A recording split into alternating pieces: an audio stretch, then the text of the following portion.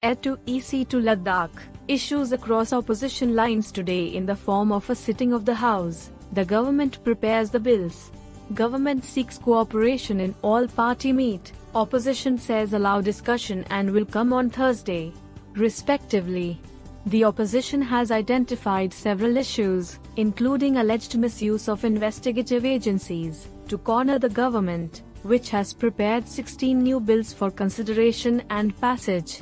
The government's legislative agenda will have 25 bills, 16 of them new, 7 pending and 2 finance bills. Senior ministers led by Defence Minister Rajnath Singh on Tuesday met leaders of various political parties and sought their cooperation for smooth functioning of the House.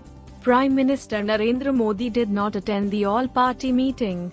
Opposition leaders told the government that it should allow the voices of opposition parties to be heard in Parliament.